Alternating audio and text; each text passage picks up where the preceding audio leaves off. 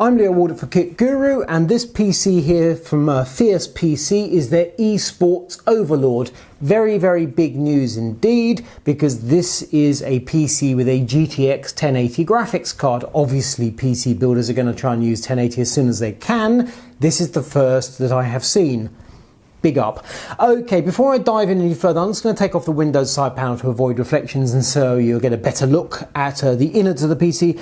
For reference, the case is a Corsair Carbide Series Spec Alpha. I'll be doing a review actually of this case very shortly, but this is a first look at it. It's a slender tower. It doesn't actually really give you much idea of what's inside, apart from obviously the window, but this is a very high-end gaming PC. So let me just turn the chassis and take off the two panels, and then we'll get on and show you a benchmark. That's the back panel, and then the window panel, just so we can get rid. Turn it round so you can see inside properly. That's better. And then if I just lean forward and click this benchmark,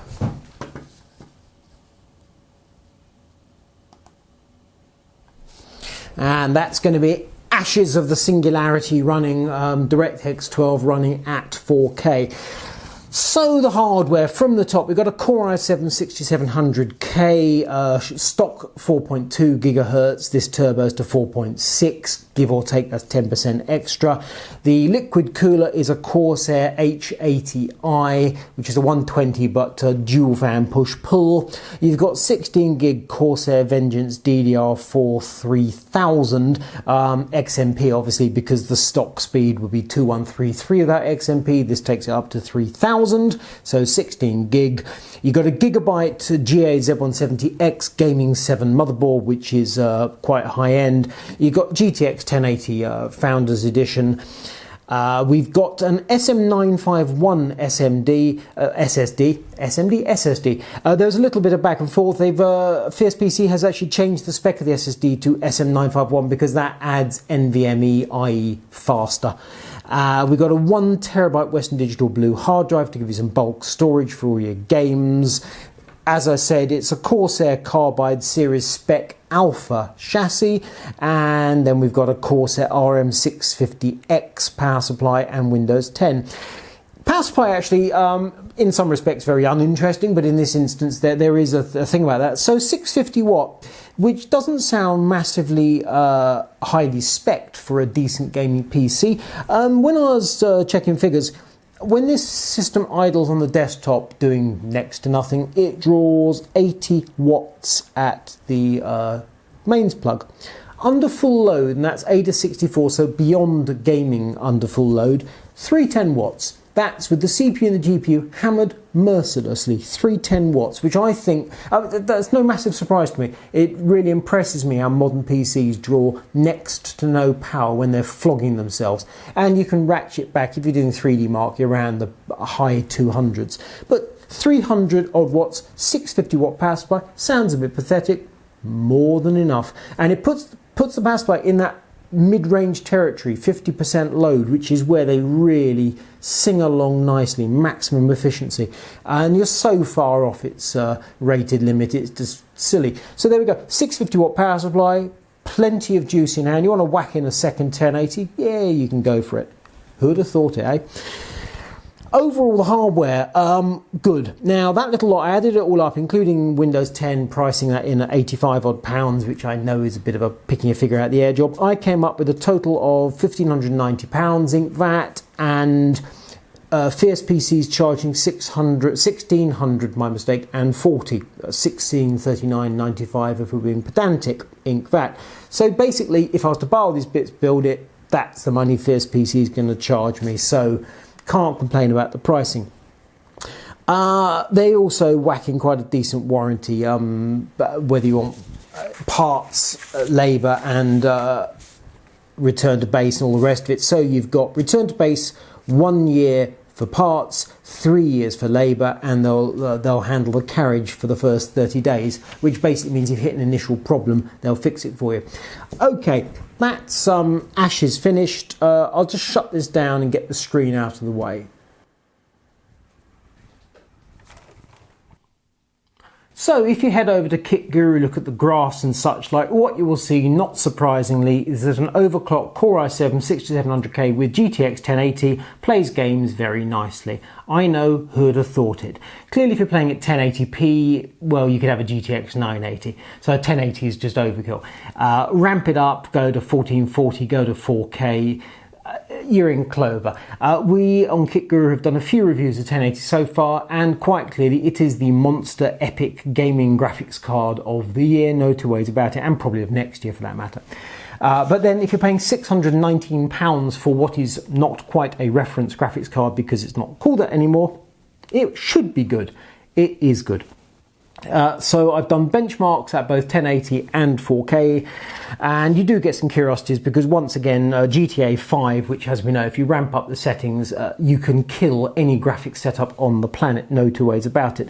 So with the everything turned on but no MSAA at 4K, you can bring the thing down to an average 38 frames per second, which is just, well, on the other hand, 1080 using the same settings, 113 frames per second average. So there we go. Trim your settings, 4K, no problem whatsoever, and it looks glorious, and it's quiet, and it doesn't take a lot of power. Impressive going. So gaming, it's a given. If you want to use the thing for video editing and such like, also. Temperatures, bit of a mixed bag actually.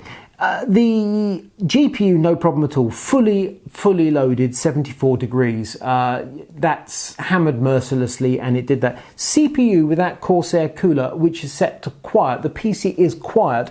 Ada 64, unpleasant sort of stress test. CPU went to 92 degrees. Gaming, it didn't go that far. So Fierce PC's done a decent job actually. They've taken it down on the. They've made it quiet. It is sufficiently cool, but it's not anything like custom loop sort of cool. The 120 watt, even with push-pull of 120 watt, 120 millimeter cooler, even with push-pull, it's not doing the best job on that CPU under stressed test conditions. Custom loop would have done better, but then if you go to 240, it doesn't make a colossal difference, not with the Core i7 6700.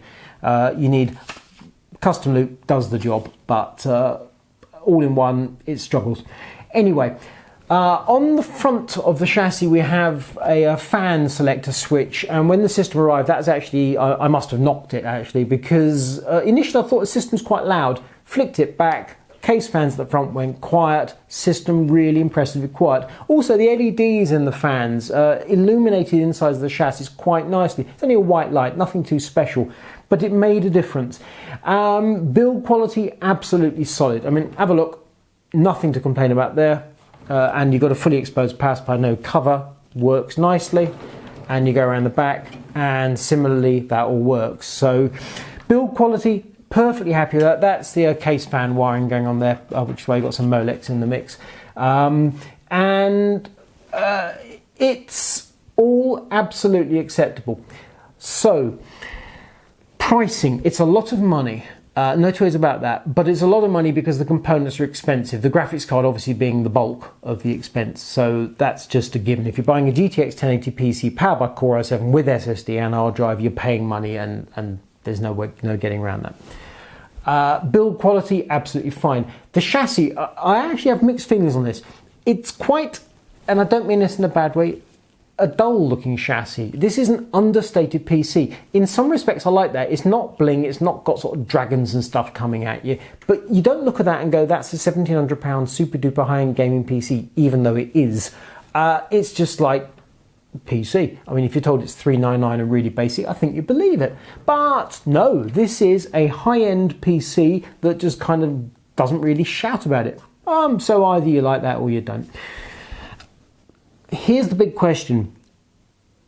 Would I buy this PC? And I hate to say this, even though it does everything it should do and it does it well, the honest truth is I wouldn't. And the reason is because I know full well that Fierce PC rushed us this system to show us what GTX 1080 can do in action, and it does one heck of a lot. But they rushed us this PC because they're waiting for water blocks. Because GTX 1080 is, frankly, the launch by NVIDIA, it was a bit of a confusion. So the manufacturers who make accessories such as EKWB and others who make water blocks, those water blocks came out after the graphics cards have been out for a week or two. And the consequence is that PC builders such as Fierce PC were in a terrible position. They knew they had to build liquid-cooled versions of this PC, and undeniably they will do a proper liquid-cooled custom loop version, not of this PC, but a PC with a similar spec. And that's the PC I want. And I'm really grateful that Fierce PC got us this system so quickly to show us just how bloody good GTX 1080 is for gaming. And the answer is it is epic. Unfortunately expensive, but what can you do? But what I want is the next system they're going to build us. The one that's going to have the proper cooling, that's going to be whisper quiet and cool and still deliver stunning performance, and probably, possibly, won't be a colossal amount more. I'm thinking instead of, what did I say, 1640 ink VAT. So I'm hoping that it's going to be add on a couple of £100 for better liquid cooling, certainly this side of £2,000, which sounds like a lot of money, but percentage wise it's not a great deal. And that is going to have a load more visual bling to it, and it's going to perform better. It's going to be so much quieter, and it's going to be cool and quiet. This is very quiet. It's also going to be cool. I know this. So Fierce PC eSports Overlord, they've basically updated a PC with the GTX 1080 to show us how good it is, and it's really good. The figures on Kit Guru, well, hey, brilliant. But it's going to be the next version, which is going to be the one that's going to make me absolutely drool. I'm Leo Woodard for Kit Guru. This is the Fierce PC eSports Overlord.